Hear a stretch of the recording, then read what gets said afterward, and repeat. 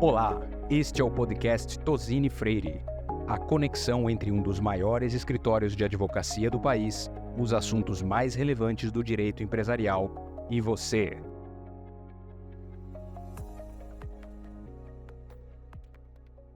Olá, bem-vindas e bem-vindos a mais um podcast de Tosini Freire Advogados, focado na indústria farmacêutica.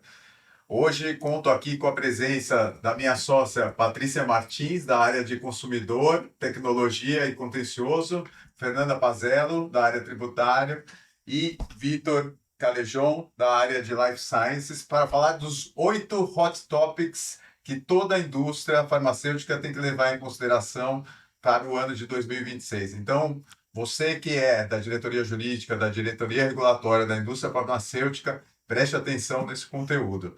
E a gente vai começar agora. Vitor, por favor, conta para a gente um pouco o que está acontecendo em termos de fiscalização dentro da Anvisa. Bom, agora em 2026, Guilherme, obrigado. A gente está vendo uma nova fase da Anvisa. Teve a sua diretoria completamente recomposta e novos servidores também tomando posse na agência, e isso já se reflete numa maior fiscalização da autoridade, com a publicação de decisões cautelares praticamente diariamente, tirando produtos do mercado. E é importante que as empresas tenham uma estratégia muito clara para endereçar questões como essa, no caso de acontecerem, uma estratégia coerente, alinhada dentro da empresa, com escritórios, com o jurídico, com a área regulatória, e, e um diálogo, principalmente, qualificado com a Anvisa. Então, é muito importante ter um caminho correto a ser adotado numa situação como essa. E acho que até acrescentando, uma reflexão que a gente faz muito aqui, Guilherme, é que o nosso escritório ele consegue ter uma atuação muito abrangente nessas situações de emergência, de crise. Os assuntos são sempre sensíveis. Quando a Anvisa publica no Diário Oficial, às 5 da manhã, às 6 da manhã, o recolhimento de um produto, é uma emergência na empresa, né? Então aqui a gente está sempre a postos para ajudar os nossos clientes com essa visão absolutamente multidisciplinar, não só a parte regulatória da Anvisa, mas também o reflexo na área de direito do consumidor, né? Como a Secretaria Nacional do Consumidor atua nessas situações, todo o contingente das vigilâncias locais, dos PROCONs municipais, estaduais. Então, realmente, é uma atuação muito abrangente. E quando a gente fala em fiscalização da Anvisa, acho que a gente precisa falar também sobre falsificação de medicamentos. Os números são todos superlativos, toda vez que eu vejo, me impressiono ainda. Segundo a OMS, 1 em cada 10 medicamentos são falsificados nos países de baixa e de média renda. É uma questão séria de saúde pública. A Anvisa tem essa preocupação, outras entidades setoriais também igualmente preocupadas, e as próprias empresas, né, as empresas sérias, as empresas idôneas, também não querem ver os seus produtos falsificados no mercado. Então, há muita convergência de interesse nesse sentido e nesse controle. A parte de digitalização hoje da saúde como um todo no mundo e no Brasil, de uma certa forma, amplifica essa questão, porque há mais acesso à possibilidade de medicamentos falsificados pela população em geral, e aí as empresas de tecnologia, as empresas online, os marketplaces, também entram de uma forma muito cooperativa, muito colaborativa nessa discussão com a Anvisa e com outros órgãos. A gente tem atuado muito nesse sentido para muitos clientes e o resultado tem sido muito satisfatório.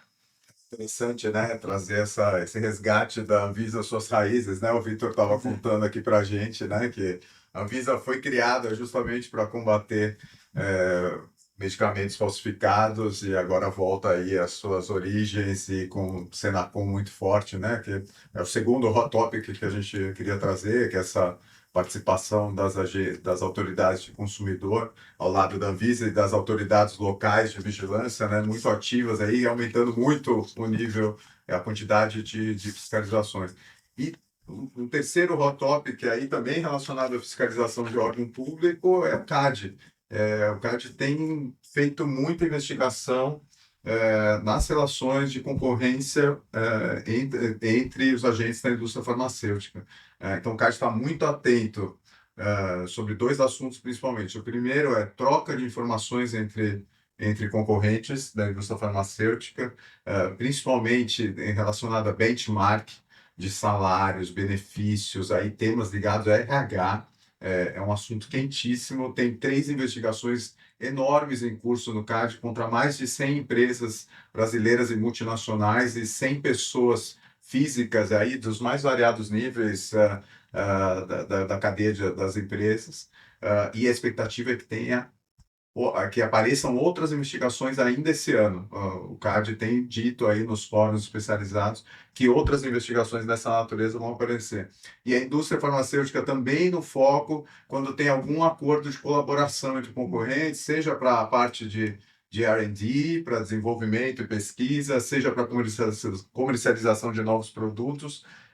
O CAD quer ver esses acordos, muitas vezes eles precisam ser notificados previamente para serem implementados, e então é algo que as empresas têm que ficar muito atentas para não serem investigadas por uma falta de notificação com relação a esses assuntos. Patrícia, você comentou da questão de marketplaces. Acho que o nosso quarto hot topic aqui é justamente falar um pouquinho desse mundo digital, onde as indústrias farmacêuticas estão envolvidas, e obviamente há... pauta sempre do tema, né? Sem dúvida, a IA é ponto de atenção em todos os setores, não é diferente com a saúde. A Anvisa, desde o início, sempre teve uma preocupação, um olhar atento para as novas tecnologias e como novas tecnologias, quaisquer que sejam elas, impactam o setor, né? E em termos de IA, o que a gente tem hoje no Brasil é um projeto de lei ainda em tramitação no Congresso Nacional. É um projeto de lei que se inspira muito na legislação da Comunidade Europeia. Acho que aqui a gente sente bastante esse efeito Bruxelas, né? O que acontece em Bruxelas acaba acontecendo aqui no Brasil. Com o PL de IA não é diferente. E o nosso PL de IA, ele traz uma classificação de risco dos sistemas de IA. E acho que o grande ponto de atenção aqui, já antecipando possíveis discussões, é que o setor de saúde é considerado pelo PL um setor de alto risco para o uso de sistemas de IA. O que isso significa? Significa que é proibido o uso de IA no setor de saúde? De forma alguma. Significa que o setor precisa estar preparado para esse escrutínio regulatório maior, para essa governança em termos de sistemas de IA muito específica, muito robusta, e acho que aqui, de novo, a gente tem bastante experiência nisso e vem ajudando muito os nossos clientes a criarem essa governança em tecnologia, né, que começou lá atrás com privacidade, proteção de dados, cyber, e agora com IA, o novo ciclo tecnológico que o Brasil experimenta. Especificamente, enquanto a gente não tem um PL de IA mais avançado, e a expectativa é que ainda esse primeiro semestre tenhamos, vamos ver, né, conforme as atividades do Congresso, é um ano eleitoral, então talvez tenha uma diminuição do ritmo aí, mas enquanto a gente não tem essa lei mais abrangente, a gente tem setores e agências fazendo uma regulação mais específica. A Anvisa, agora, esse semestre, está olhando para isso, e o Conselho Federal de Medicina editou um regramento autorizando, normatizando o uso de inteligência artificial no setor, que basicamente diz que o médico pode usar IA como uma ferramenta de apoio, como um copiloto. O julgamento médico ainda é do humano e, evidentemente, a responsabilidade também ainda é do médico. Então, é um primeiro passo específico ainda, na ausência de uma legislação mais abrangente, mas é efetivamente um caminho sem volta. Isso é que as empresas estão se antecipando aí à legislação Sem e já dúvida mapeando os seus riscos e se preparando. Sem dúvida alguma, criando a sua governança tecnológica. Acho que esse é o grande ponto de atenção. As empresas precisam estar preparadas para uma resposta regulatória rápida, até porque a hora que a gente tiver isso totalmente regularizado, né, o PL aprovado, já vigente, não dá para ficar para trás, né? A começar a olhar uma governança tecnológica lá na frente vai perder tempo. Então, a gente vê todo mundo se antecipando e a gente tem feito muitos trabalhos muito satisfatórios também nesse sentido. Vitor, nosso quinto ponto vai para você, em termos regulatórios, algo que tem que ficar no radar das empresas? Bom, nós temos agora, depois de muita discussão, uma lei federal que permite a venda de medicamentos em supermercados.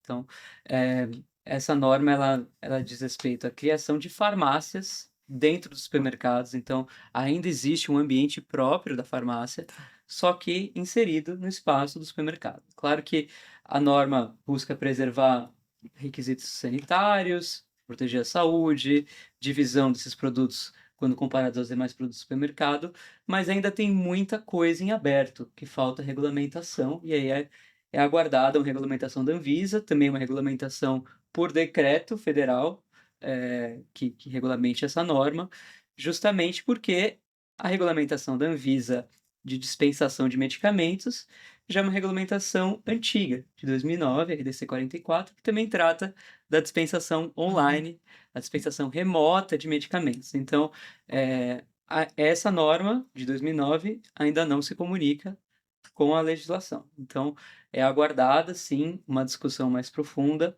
com a criação dessa regulamentação nova pela Anvisa, que realmente converse e dê essa segurança até para o ambiente de venda online, porque, de fato, a regulamentação da Anvisa hoje, ela diz, por exemplo, que para você comercializar um produto online, um medicamento, ele precisa ter uma página HTTPS, né?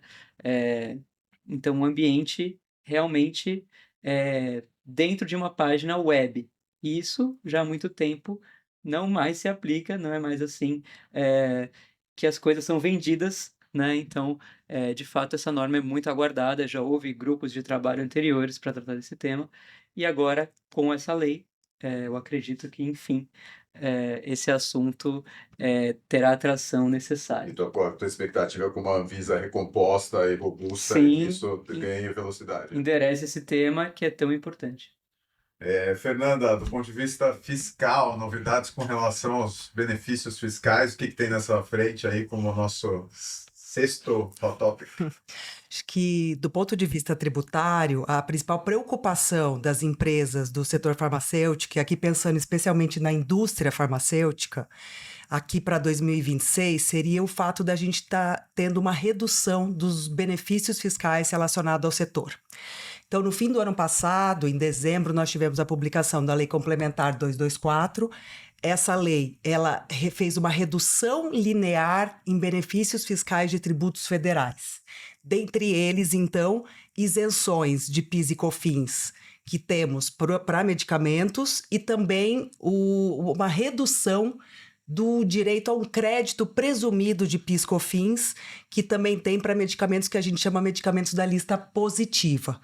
O que isso significou? De um lado, como esses efeitos eles começariam a partir de 1º de abril de 2026 agora, algumas empresas estudaram esse assunto do setor e resolveram judicializar. Para quê? Porque o que acontece? Ainda que se tenha essa redução no crédito presumido, que é um impacto ali nos produtos, a própria CMED ela fez um ajuste com relação ao preço fábrica e o PMC. Então, para a parte do crédito presumido, resolveu-se dessa forma. No entanto, no que trata da isenção, a legislação ela passou a proibir o direito ao crédito de PIS e COFINS daquele que está adquirindo um produto que não é mais isento, que passa a ser minimamente tributado. Então, as próprias farmacêuticas, elas adquirem insumos. Esses insumos são também produtos farmacêuticos. Então, as empresas judicializaram esse tema para que seja afastada essa vedação do direito aos créditos de PIS e COFINS nessas hipóteses de produtos isentos que terão essa tributação mínima. Então, essa é uma das questões que as empresas estão judicializando, inclusive o próprio Sindusfarma também trouxe esse tema numa ação judicial em nome do Sindusfarma. Mas eu acho que é importante também tratar nessa questão de redução de benefícios fiscais da reforma tributária. Porque o que nós teremos? A partir do ano que vem, acaba o PIS e a COFINS e nós teremos a CBS. E com isso, o fim do crédito presumido de PIS e COFINS.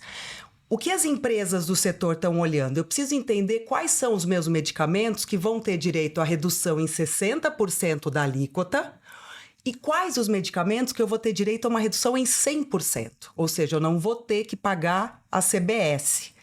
A Lei Complementar 227, que também veio no fim do ano passado, ela alterou um pouco como se define se um medicamento vai ter uma redução em 60 ou uma redução em 100. Antes existia um anexo e depois, agora, a redução em 100 depende de como ele é classificado pela Anvisa. Ali você tem na própria lei dizendo que seriam medicamentos, por exemplo, destinados a doenças raras, HIV, oncologia, mas a gente não tem uma lista taxativa. A gente só tem agora essa questão da destinação e um ato a ser publicado pelo Ministério da Saúde. Então, existe aqui uma preocupação do setor em entender se aquele anexo vai ser mantido, se vão ser incluídos novos medicamentos, para que a gente continue tendo direito ao medicamento alíquota zero de CBS, tal como hoje acaba acontecendo com produtos do PIS/COFINS, que tem uma alíquota zero.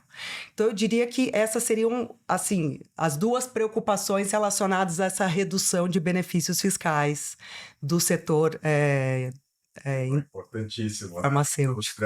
E pensando aí do ponto de vista fiscal, tem oportunidades que as empresas aí, como um sétimo ponto de atenção aqui para os nossos clientes e a indústria, você gostaria de chamar a atenção? Acho que vale a pena tratar de duas oportunidades tributárias.